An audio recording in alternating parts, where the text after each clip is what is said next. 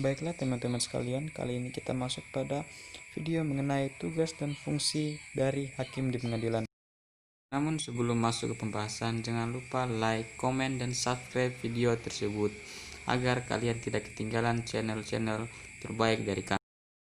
Bismillahirrahmanirrahim. Assalamualaikum warahmatullahi wabarakatuh. Perkenalkan, nama saya Fandi Anugrah dari program studi hukum tata negara. Di sini saya akan membahas mengenai praktik pengalaman lapangan saya selama berada di pengadilan, dimana sebelum kita masuk pada ranah pengadilan, saya akan terutama membahas mengenai apa sebenarnya kekuasaan kehakiman. Sini kekuasaan kehakiman adalah sebuah kekuasaan yang dilaksanakan oleh Mahkamah Agung dan badan peradilan yang ada di bawahnya dalam ruang lingkup pengadilan umum, pengadilan agama, pengadilan militer, dan pengadilan tata usaha negara, dan dilakukan pula oleh sebuah mahkamah konstitusi. Baik, sekarang kita masuk pada ranah tugas dan fungsi daripada setiap pokok-pokok dari setiap lini sektor yang ada di pengadilan. Baik, saya membahas mulai dari fungsi dan tugas dari ketua pengadilan. Tugas pokok daripada ketua pengadilan ini membahas mengenai ketua selaku hakim pengadilan adalah pejabat yang melakukan tugas kekuasaan kehakiman untuk memeriksa, memutus, dan menyelesaikan perkara pidana, perkara perdata di tingkat pertama. Kemudian tugas daripada ketua pengadilan yang kedua mengadakan pengawasan, melaksanakan tugas dan tingkah laku, pelaksanaan tugas dan tingkah laku hakim, panitera pengganti, dan jurusita selaku pejabat struktural di daerah hukumnya. Kemudian ada poin yang ketiga daripada tugas dari ketua pengadilan, di mana tugas dari yang ketiga ini membahas mengenai bagian tugas para hakim, di mana ketua pengadilan mengatur pembagian daripada tugas setiap hakim. Kemudian fungsi daripada ketua pengadilan sendiri yakni membagikan semua berkas perkara dan atau surat-surat lainnya yang berhubungan dengan perkara-perkara yang diajukan oleh pengadilan kepada majelis hakim untuk diselesaikan. Kemudian fungsi yang kedua, ketua pengadilan menetapkan perkara yang harus diadili berdasarkan nomor urut, tetapi apabila terdapat perkara tertentu yang karena menyangkut kepentingan umum harus segera diadili, maka perkara itu harus didaftar. Yang kedua, yakni tugas dan fungsi dari wakil ketua pengadilan. Tugas pokok dari wakil ketua pengadilan yakni wakil ketua selaku hakim pengadilan adalah pejabat yang melakukan tugas kekuasaan kehakiman untuk memeriksa, memutus, dan menyelesaikan perkara pidana dan perkara perdata di tingkat pertama. Kemudian fungsi daripada wakil ketua pengadilan yakni berfungsi sebagai koordinator pengawasan di daerah hukumnya. Kemudian lini sektor yang ketiga adalah hakim, di mana tugas dan fungsi hakim.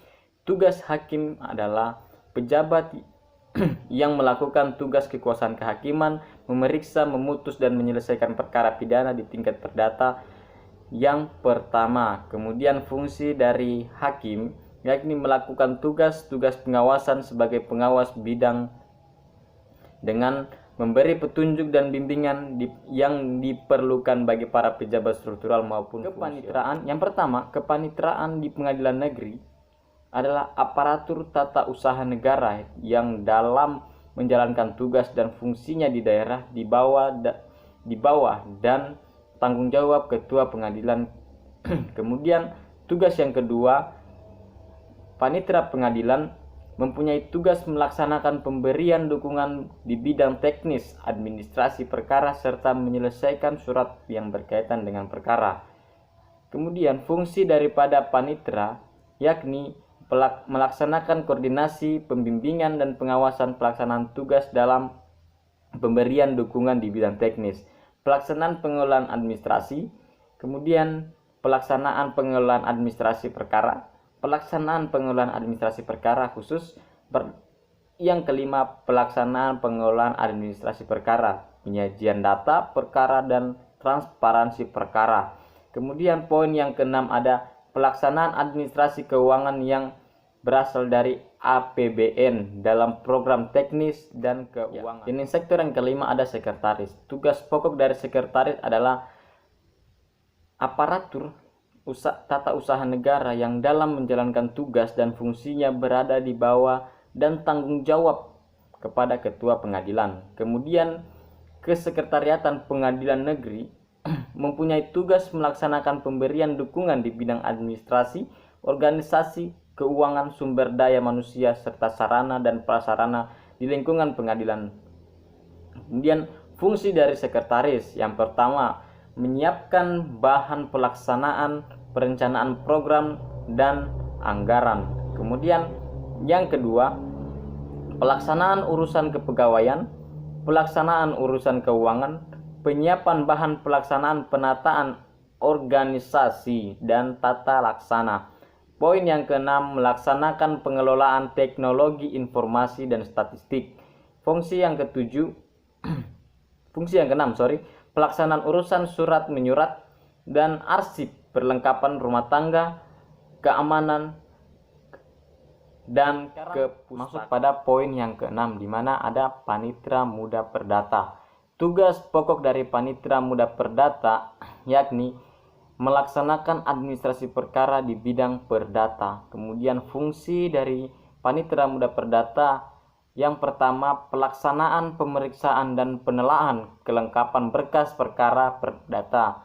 Kemudian poin yang kedua, pelaksanaan register perkara gugatan dan permohonan. Poin yang ketiga, pelaksanaan distribusi perkara yang telah diregister untuk diteruskan kepada ketua majelis hakim berdasarkan penetapan penunjukan majelis hakim dari ketua pengadilan.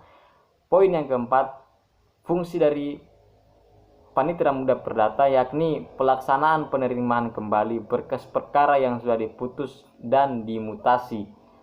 Poin yang keenam, pelaksanaan pemberitahuan isi putusan tingkat pertama kepada pihak yang tidak hadir.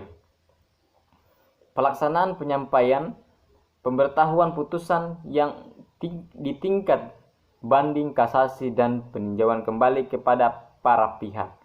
Kemudian pelaksanaan penerimaan dari perkara yang dimohon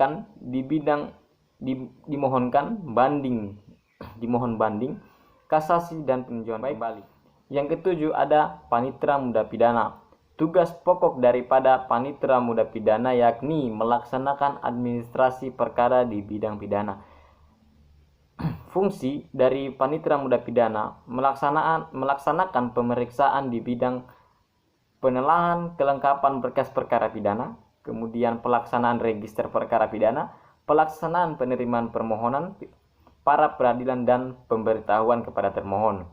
Kemudian pelaksanaan distribusi perkara yang telah diregister untuk diteruskan kepada ketua majelis hakim berdasarkan penetapan penunjukan majelis hakim dari ketua pengadilan.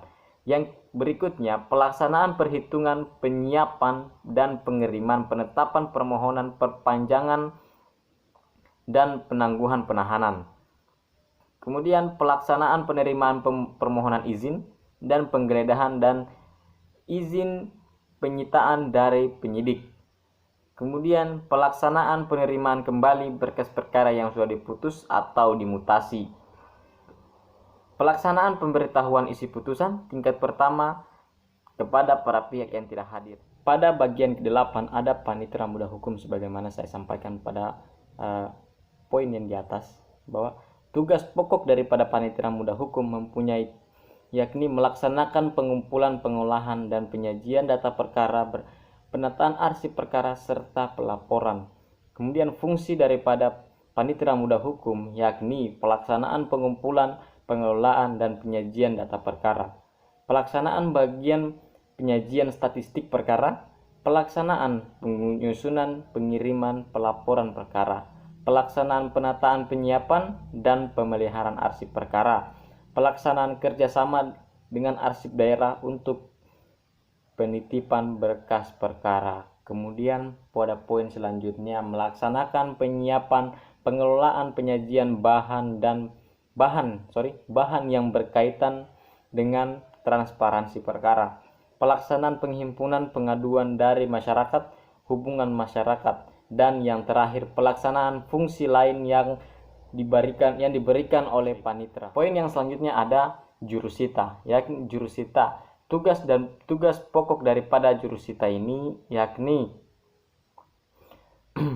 menyampaikan pengumuman atau teguran-teguran, protes-protes, dan pemberitahuan putusan pengadilan menurut cara-cara berdasarkan ketentuan perundang-undangan. Fungsi daripada jurusita yakni membuat relas panggilan sidang, dan yang kedua membuat relas pemberitahuan putusan pengadilan negeri, pengadilan tinggi, dan Mahkamah Agung. Membuat relas pemberitahuan yang berkaitan dengan perkara yang diajukan pada tingkat banding, kasasi, peninjauan kembali, dan eksekusi. Membuat berita acara penyitaan yang salinannya diserahkan kepada para pihak yang berkepentingan. Membuat penetapan dan berita acara yang berkenaan dengan pelaksanaan eksekusi. Jurusita ini dia berada pada 3 peradilan di bawah Mahkamah Agung, yakni Pengadilan Umum, Pengadilan Agama, dan Peradilan Militer. Sedangkan pada Peradilan Tata Usaha Negara, jurusita tidak ada di dalam Peradilan Tata Usaha Negara. Poin yang ke-10 yakni panitera pengganti. Tugas pokok dari panitera pengganti yakni membantu hakim dalam persidangan perkara perdata maupun pidana serta melaporkan kegiatan persidangan. Kemudian fungsi dari panitera pengganti yakni membantu hakim dalam persidangan dan melaporkan kegiatan persidangan tersebut kepada bagian pidana, Panmud. Kemudian membantu hakim dalam membuat penetapan hari sidang, berita acara persidangan, penetapan terdakwa tetap ditahan, dikeluarkan dari tahanan atau dirubah jenis tahanannya. Melaporkan barang bukti, melaporkan kepada panitera muda pidana maupun panitera muda perdata untuk mencatat perkara yang sudah diputus berkait dengan amar putusan.